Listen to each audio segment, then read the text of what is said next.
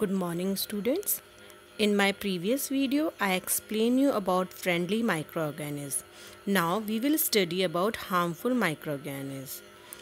Students, microorganisms are harmful for us in many ways, like they spread diseases in human beings, plants and animals. है ना. And जो micro disease spread करते हैं उन्हें हम कहते हैं पैथोजेंस. अब there are various ways by which microorganisms can enter our body.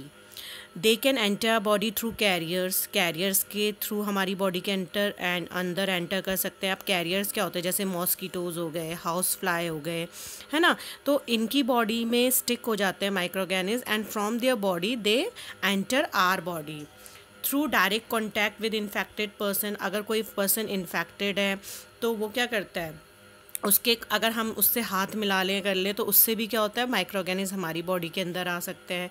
Through food and water, अगर हम बाहर का खुला खाना खा लें या गंदा पानी पी लें, डर्टी वाटर पी लें, तो उससे भी माइक्रोऑर्गेनिज्म हमारी बॉडी के अंदर आ सकते हैं. And next, when a infected person sneezes, cough, spit, fine droplet of moisture carrying virus spread in the air. तो जब कोई इन्फेक्टेड पर्सन छींकता है या खांसता है तो उससे क्या होता है, उसकी बॉडी से जो फाइन ड्रॉपलेट्स बाहर निकलते हैं उससे वायरस क्या कर सकता है, एयर में एंटर कर सकता है. And from air it can enter in the body of healthy person. Now जो डिजीज़ बेटा एक पर्सन से, इन्फेक्टेड पर्सन से हेल्दी पर्सन पे स्प्रेड होती है by means of air, water, food और फिज़िकल कांटेक्ट, उसको हम कहते हैं कम्युनिकेबल डिजीज़. ठीक है. कम्युनिकेबल डिजीज़ वो डिजीज़ होती हैं जो स्प्रेड हो सकती है from one person to another. तो क्या एग्जाम्पल है कम्युनिकेबल डिजीज़ के, like cholera, chicken pox, tuberculosis, ये सारी क्या है, कम्युनिकेबल डिजीज़ है. और जो डिजीज़ेज स्प्रेड नहीं होती वन पर्सन टू अनदर वो नॉन कम्युनिकेबल डिजीज़ होती हैं, लाइक डायबिटीज़ एक पर्सन से दूसरे पर्सन को नहीं होगी. हार्ट अटैक, है ना, हाई बीपी, तो they are non communicable disease. Now हमें क्या प्रिवेंशन लेने चाहिए कि कम्युनिकेबल डिजीज़ से हम अपने को प्रिवेंट कर सकें और हमें ये डिज़ीज़ ना हो. तो first we should cover our mouth and nose with a handkerchief while sneezing. जब कभी हमें खांसें या छींकें तो हमें हमेशा हैंकी से अपना माउथ और नोज़ कवर करना चाहिए. कोई भी खाना हमारे घर पे हो उसे हमें कवर करके रखना चाहिए ताकि उसमें क्या हो, कैरियर ना बैठ सके, मॉस्किटोज़ ना बैठें, हाउस फ्लाई ना बैठें. हमें हमेशा क्लीन ड्रिंकिंग वाटर और सेफ़ पानी वाटर पीना चाहिए. कभी भी हमें बाहर का गंदा पानी नहीं पीना चाहिए. हमेशा बॉइल्ड वाटर या फिल्टर्ड वाटर हमें लेना चाहिए. और हमें कभी भी बाहर का ओपन खाना नहीं खाना चाहिए. कभी आपने देखा हम चाट के ठेले से चाट खा लेते हैं या चाउमीन खा लेते हैं जो बिल्कुल ओपन रहता है. तो हमें बाहर की चीज़ें अवॉइड करनी चाहिए और कोशिश करनी चाहिए ऐसी जगह से खाना खाएं जहाँ हर चीज़ कवर हो. ठीक है. और हमें हमेशा मॉस्किटो नेट लगा के सोना चाहिए या फिर हम जैसे मॉस्किटो रिपेलेंट क्रीम आती है लाइक ओडोमॉस वगैरह, उसे लगा के सोना चाहिए ताकि ये मॉस्किटो हमें बाइट ना करें, क्योंकि अगर ये हमें बाइट करेंगे तो हमारे ब्लड के थ्रू माइक्रोऑर्गेनिज्म एंटर कर जाएंगे. देन हमें वैक्सीनेशन टाइम पे लगती है. वैक्सीनेशन का भी एक पीरियड होता है कि किस टाइम पे कब वैक्सीनेशन लगनी चाहिए, वो हमें टाइम टू टाइम लगानी चाहिए. ना बेटा यहाँ पे एक चार्ट दे रखा है जिसमें कुछ common disease which are spread through microorganism के थ्रू जो स्प्रेड होती है. थोड़ा सा क्लियर नहीं है, मैं आपको रीड करके दिखा देती हूँ. जैसे एक ट्यूबरक्लोसिस एक कम्युनिकेबल डिजीज़ है जिस माइक्रोऑर्गेनिज्म की वजह से जो स्प्रेड होता है वो है बैक्टीरिया. इसका मोड ऑफ ट्रांसमिशन है एयर, ये एयर के थ्रू स्प्रेड होता है ना. इसी तरीके से मीज़ल है माइक्रोऑर्गेनिज्म जिसकी वजह से ये होता है वायरस, मोड ऑफ ट्रांसमिशन इसका भी एयर है. चिकन पॉक्स और पोलियो ये भी वायरस के थ्रू फैलता है और मोड ऑफ ट्रांसमिशन इसका एयर है ना. अब इसमें प्रिवेंटिव मेजर्स क्या हैं, तो प्रिवेंटिव मेजर जो हमें ध्यान में रखने चाहिए वो बेसिकली हैं कि हमें अगर किसी पेशेंट को ये डिज़ीज़ हो गई है तो उसको आइसोलेशन में रखना चाहिए, बिल्कुल अलग रखना चाहिए. उस पेशेंट की जो भी बिलोंगिंग्स हैं जैसे उसका टॉवल है, क्लोथ्स हैं, उसके खाने के बर्तन हैं, वो सब भी हमें थोड़ा सा अलग रखना चाहिए, है ना. और वैक्सीनेशन लेते रहना चाहिए समय समय पे हमें. तो इन सब चीज़ों का हमें ध्यान रखना चाहिए। अगेन ऐसे ही कॉलरा टाइफाइड है जो बैक्टीरिया के थ्रू फैलता है, और वाटर, मोड ऑफ ट्रांसमिशन क्या है, वाटर एंड फूड है। तो इसमें भी हमें क्या प्रिवेंटिव मेजर्स रखने चाहिए कि खुद मेंटेन गुड पर्सनल हाइजीन हमें रखनी चाहिए, अच्छी सफाई की आदतें हमें डालनी चाहिए, फूड हमें जो प्रॉपरली कुकड है वो लेना चाहिए, बॉइल्ड ड्रिंकिंग वाटर लेना चाहिए, और वैक्सीनेशन लगानी चाहिए। एक और डिजीज़ है हेपेटाइटिस बी, जो वायरस माइक्रो ऑर्गेनिज्म के थ्रू फैलता है, और मोड ऑफ ट्रांसमिशन क्या है इसका, पानी, गंदा पानी अगर हम कंज्यूम कर ले तो उससे हेपेटाइटिस बी होता है। तो इस केस में प्रिवेंटिव मेजर लेने चाहिए कि हमें हमेशा बॉइल्ड ड्रिंकिंग वाटर पीना चाहिए, बॉइल्ड पानी पीना चाहिए, और वैक्सीनेशन इसकी लगानी चाहिए। मलेरिया ये प्रोटोजुआ के थ्रू फैलता है, और इसका मोड ऑफ ट्रांसमिशन क्या है, मॉस्कीटो। तो मॉस्कीटो कैरियर का काम करता है, और ये पैथोजन क्या है जो डिजीज़ फैलाता है वो प्रोटोजुआ है। तो यहाँ पे हमें क्या प्रिवेंटिव मेजर्स लेने चाहिए, हमें हमेशा वही मॉस्कीटो नेट का यूज़ करना चाहिए, या क्रीम का यूज़ करना चाहिए, जैसे ओडोमॉस वगैरह आती है ना। हमें इंसेक्टिसाइड स्प्रे करना चाहिए आसपास, और अपने आसपास पानी इकट्ठा नहीं होना देने चाहिए, क्योंकि मॉस्कीटो ब्रीड किस में करते हैं, इसी पानी में ब्रीड करते हैं, ठीक है। नाउ माइक्रो ऑर्गेनिज्म सिर्फ ह्यूमन बींग में ही नहीं डिजीज़ फैलाते, they spread diseases in plants also.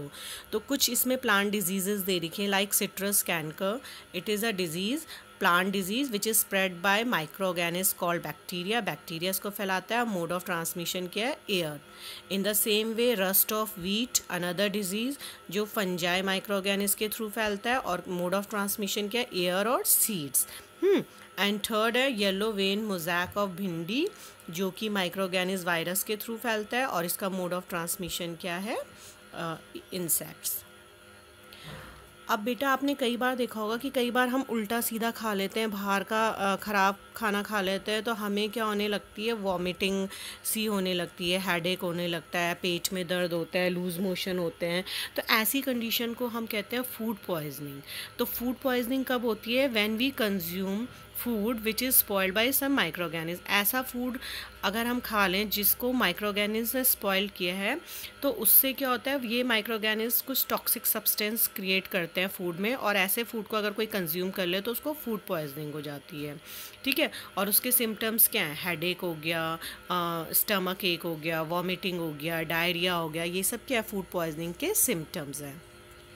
सो हमें हमेशा ऐसे फूड को, मैंने बताया कि हमेशा अवॉइड करना चाहिए जो ठीक से पका हुआ नहीं है, बाहर के फूड को तो हमेशा अवॉइड करो, जो कवर नहीं है या बहुत दिन का ख़राब खाना, बहुत दिन का है खाना, तो we should avoid such kind of food. Now food prevent करने के लिए, कि ताकि माइक्रो ऑर्गेनिज्म उसमें ग्रो ना कर पाएँ, हम उसमें यूज़ करते हैं फूड प्रिजर्वेटिव्स। हम क्या करते हैं, फूड प्रिजर्वेटिव यूज़ करते हैं। और फूड प्रिजर्वेशन क्या है, ये एक प्रोसेस है जिसमें हम फूड को स्पॉयल होने से बचाते हैं by adding preservative in that food. तो अगर हम किसी फूड को प्रिजर्वेटिव ऐड कर रहे हैं किसी फूड में ताकि वो स्पॉयल होने से बच जाए, that process is known as food preservation. अब फूड प्रिजर्वेशन के बेटा बहुत सारे प्रोसेस हैं, हम कई तरीके से अपने फूड को प्रिजर्व कर सकते हैं। जैसे सबसे पहला है drying. In drying what we do, हम क्या करते हैं, फूड मटेरियल में से वाटर रिमूव कर लेते हैं। तो अगर मॉइस्चर नहीं होगा फूड में तो माइक्रो ऑर्गेनिज्म ग्रो नहीं कर पाएंगे, ठीक है। तो इस तरीके से we can preserve food. Second है स्पेशल प्रिजर्वेटिव। कुछ केमिकल्स होते हैं प्रिजर्वेटिव, उनका यूज़ करके भी हम फूड को स्पॉयल करने से बचा सकते हैं। जैसे सोडियम बेंजोएट है, सोडियम मेटाबाइसल्फाइड है, all these are common preservative जो क्या करते हैं, माइक्रो ऑर्गेनिज्म को ग्रो करने से रोकते हैं। आपने देखा होगा जब आप जैम की बोतल लाते हैं मार्केट से, या स्क्वैश लाते हैं, या सॉस लाते हैं, उनमें हमेशा उनका आप पीछे लेबलिंग में देखना लिखा होता है प्रिजर्वेटिव यूज़, सोडियम बेंजोएट और ये सब लिखा होता है। तो इन सब चीज़ों में क्या होता है, यही केमिकल सोडियम प्रिजर्वेटिव यूज़ किए जाते हैं। Third type of preservative which we can use is common salt. Common salt एक बहुत बेसिक प्रिजर्वेटिव है जो हम क्या कर सकते हैं, यूज़ कर सकते हैं, and it can stop the growth of micro organism. Like meat में, फ़िश में हम इनको यूज़ करते हैं, या कच्चे आम जब हम आपने देखा हो जब आपकी मम्मी अचार डालती है तो उसमें नमक मिलाती है ना। तो ये सब क्या है, नमक मिलाने से क्या होता है, माइक्रो ऑर्गेनिज्म उसमें ग्रो नहीं करते हैं, and we can prevent our food. ऐसे ही एक प्रिजर्वेटिव है शुगर। तो जैम है, जेली है, स्क्वैशेस हैं, इनको भी हम प्रिजर्व कर सकते हैं बाय एडिंग शुगर। शुगर से भी क्या होता है, मॉइस्चर रिड्यूस होता है and due to which bacteria are unable to grow in food. Another type of food preservative is oil and vinegar. Oil and vinegar भी एक प्रिजर्वेटिव है। It also helps to protect the food, food को protect करने में help करता है। Basically जितना अचार है, पिकल्स हैं, तो पिकल्स में हम ऑयल और विनेगर का यूज़ करते हैं, तो पिकल्स को ये माइक्रोऑर्गेनिज्म से बचाते हैं। Next is hot and cold treatment.